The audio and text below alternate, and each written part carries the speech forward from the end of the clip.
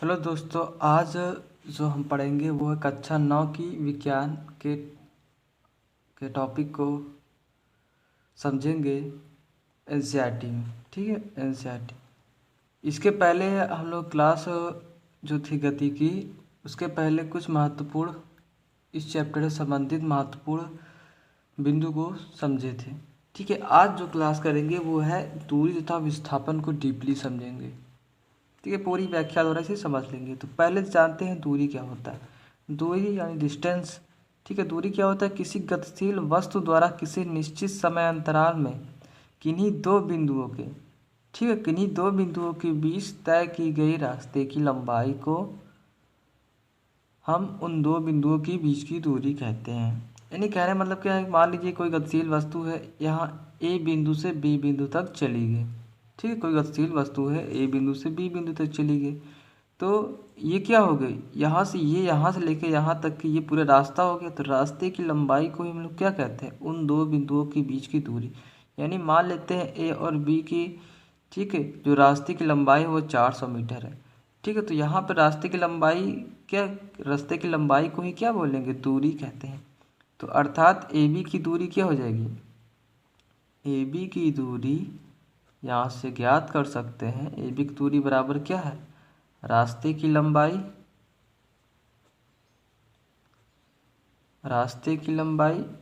ठीक है, कितनी है? 400 मीटर। इस प्रकार हम दूरी को ज्ञात कर सकते हैं। दूरी की परिभाषा क्या है कि किसी गतिशील वस्तु द्वारा निश्चित समय अंतराल में किन्हीं दो बिंदुओं के बीच तय की गई रास्ते की लंबाई को हम उन दो बिंदुओं के बीच की दूरी कहते हैं। तो इस प्रकार दूरी को हम समझ लेते हैं। अगला जो है वो है विस्थापन। विस्थापन क्या है? किसी गतिशील वस्तु द्वारा किसी निश्चित समय अंतराल में किन्हीं दो बिंदुओं के बीच तय की गई न्यूनतम दूरी को क्या, इस पॉइंट को ध्यान दीजिएगा, न्यूनतम दूरी को, क्योंकि विस्थापन में यही महत्व है। ठीक है, न्यूनतम दूरी यानी हमें ऐसी दूरी को देखना है जो बिल्कुल न्यूनतम होनी चाहिए किन्हीं दो बिंदुओं के बीच की। ठीक है, तो यहाँ से देखिए उदाहरण है। मान लीजिए कोई गतिशील वस्तु इस प्रकार से है, ए बिंदु पर स्थित है, वो बी बिंदु पर गई। ठीक है, इनके बीच की जो कुल रास्ते की लंबाई 500 मीटर है। फिर वो गतिशील वस्तु बी से सी बिंदु पर गई, रास्ते की लंबाई 100 मीटर है। फिर फिर वही गतिशील वस्तु सी से डी बिंदु पर गई, रास्ते की लंबाई 500 मीटर। ठीक है, तो इसका विस्थापन क्या होगा? तो इसका विस्थापन कहने का मतलब ये है कि ए और डी के बीच, ठीक है, ए और डी द्वारा तय की गई न्यूनतम लंबाई। तो न्यूनतम लंबाई क्या होगी? न्यूनतम लंबाई यही होगी, क्योंकि यही नज़दीक है सबसे ज़्यादा। अब ये एक तो ये रास्ता है, ए से बी जाए, बी से सी जाए और सी से डी जाए। ठीक है, तो ये तो क्या हो जाएगी? ये अधिकतम दूरी हो जाएगी। हमें न्यूनतम ध्यान देना है, न्यूनतम। तो न्यूनतम क्या होगा? A D. ठीक है, न्यूनतम क्या होगी? यही लंबाई क्या हो जाएगी? ये जो होगी यही हमारा विस्थापन हो जाएगा। ठीक है, तो विस्थापन ज्ञात, तो ये विस्थापन क्या हो गया? विस्थापन बराबर हो जाएगा रास्ते की न्यूनतम लंबाई। ठीक है, रास्ते की न्यूनतम लंबाई कितनी है? रास्ते की न्यूनतम लंबाई क्या है? वो है ये किसके बराबर? 100 मीटर की। तो 100 मीटर इस प्रकार से हो जाएगा इसका। ठीक है, तो दूरी क्या थी? रास्ते की कुल लंबाई को बोलते हैं दूरी, और न्यूनतम लंबाई को कहते हैं विस्थापन। ठीक है, तो जो अगला है वो है टॉपिक दूरी और विस्थापन में संबंध। दूरी तथा विस्थापन में संबंध। देखिए, दूरी तथा विस्थापन में संबंध में जो पहला है वो है दूरी तथा विस्थापन जब बराबर हो। ठीक है, हमारा दूरी और विस्थापन कब बराबर होगा?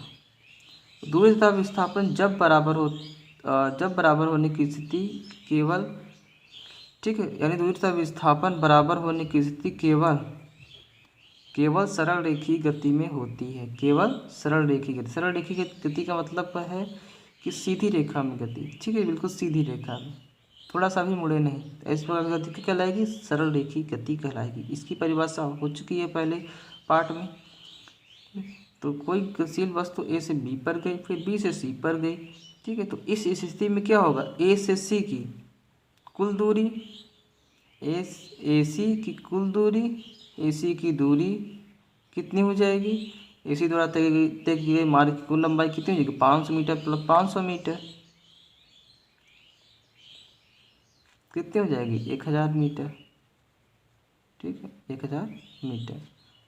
और AC का विस्थापन कितना हो जाएगा, AC का विस्थापन परिभाषा क्या कहता है कि न्यूनतम दूरी, तो AC की न्यूनतम दूरी यही होगी, A से B फिर B से C जाएगा, और कोई न्यूनतम दूरी दिख नहीं रही है, तो इसका क्या होगा, सरल रेखीय गति में इसका भी विस्थापन में कितना होगा, 500 मीटर प्लस 500 मीटर 1000 मीटर। ठीक है, तो दोनों का देखिए, ये भी 1000 आया और ये भी 1000 आया। इसका तात्पर्य यह है कि दूरी तथा विस्थापन क्या है, ये बराबर है। बराबर कब होंगे, सरल रेखीय गति में। ठीक है, ये बहुत इंपॉर्टेंट है, आ सकता है क्वेश्चन। दूसरा है, दूरी सदैव अधिकतम होती है। ठीक है, दूरी सदैव अधिकतम होती है और विस्थापन क्या होता है, विस्थापन की अपेक्षा। ठीक है, दूरी का मान जो होगा सदैव अधिकतम होगा। बराबर की स्थिति ये देख रखे हैं। ठीक है, कम नहीं होगा विस्थापन, हमेशा क्या होगा, बराबर होगा या फिर कम ही होगा। विस्थापन हमेशा कम होगा किसकी, दूरी में। ठीक, अर्थात दूरी का मान सदैव अधिकतम होगा विस्थापन में। ठीक है, तो दूरी का मान सदैव विस्थापन से कम होगा, ये भी हो गया। तीसरा जो है वो है, जब दूरी अधिकतम तथा विस्थापन शून्य। दूरी सदैव अधिकतम होती है, इसमें कोई समस्या नहीं होनी चाहिए। विस्थापन शून्य हो सकता है, ये देखिए कैसे हो सकता है। किसी वस्तु द्वारा एक चक्कर पूर्ण करने की स्थिति में विस्थापन शून्य होता है। क्या, एक चक्कर, इस पॉइंट को ध्यान दीजिए, एक चक्कर। तो एक चक्कर पूर्ण करने की स्थिति में विस्थापन शून्य होता है। ठीक है, ये क्या होता है, विस्थापन शून्य होता है एक चक्कर, यानी पूरा एक चक्कर कंप्लीट करते हैं। मान लीजिए कोई व्यक्ति है, ठीक है, वो दौड़ रहा है, तो जो एक खेत होता है, खेत के एक सिरे शुरू किया पुनः उसी सिरे पर आ गया, तो इसका अर्थ क्या होता है कि वो उसने एक चक्कर पूर्ण कर लिया। ठीक है, तो यहाँ भी देखिए, मान लीजिए कोई व्यक्ति है, वो दौड़ना शुरू करता है, ए से बी पर गया, फिर बी से सी पर गया, फिर सी से डी पर गया, फिर डी से फिर ए पे आ गया। ठीक है, तो ये पूरी इसकी दूरी क्या हो जाएगी, दूरी तो सत्य क्या होनी चाहिए, अधिकतम होनी चाहिए, यानी पूरी रास्ते की लंबाई, यानी अधिकतम दूरी को ही क्या बोलते हैं, दूरी कहते हैं। तो यहाँ से दूरी क्या निकल जाएगी, इसमें दूरी जो हो जाएगी वो AB प्लस BC प्लस क्या होगी, CD प्लस DE, यानी 500 मीटर, 100 मीटर, 500 मीटर और ये 100 मीटर, यानी 5 5 1000 1200, यानी दूरी 1200 मीटर हो गई अधिकतम। ठीक है, दूरी होती है सदैव। अब विस्थापन को एक चक्कर की स्थिति में, यानी इस व्यक्ति द्वारा विस्थापन क्या होगा, विस्थापन जो होगा वो शून्य होगा। इस बात का आप ध्यान रखिए। कोई भी व्यक्ति यदि एक चक्कर लगा लेता है तो इसका अर्थ क्या है कि विस्थापन शून्य ही होगा, यानी 0 मीटर की दूरी तय करता है। ठीक है, एक बार फिर से इसको दोहरा देते हैं इस संबंध में। दूरी और विस्थापन कब बराबर होगा, सरल रेखीय गति में। दूरी का जो मान होता है सदैव अधिकतम होता है विस्थापन की अपेक्षा। तीसरा क्या है, दूरी अधिकतम तथा विस्थापन शून्य। विस्थापन शून्य तब होगा जब क्या होगा, एक चक्कर की स्थिति होगा। ठीक है, गाड़ियों में गति को मापने के लिए इस पॉइंट को ध्यान रखिएगा, गाड़ियों में गति को मापने के लिए स्पीडोमीटर का प्रयोग करते हैं। ठीक है, जो गोल सर्कल का लगभग बना हुआ होता है गाड़ियों में, वही क्या होता है, स्पीडोमीटर होता है गाड़ियों में गति को मापने के लिए। ठीक है, तो आज की क्लास में हम दूरी तथा विस्थापन में संबंध को समझे हैं। ठीक है, नेक्स्ट क्लास में हम आगे के महत्वपूर्ण टॉपिक को करेंगे।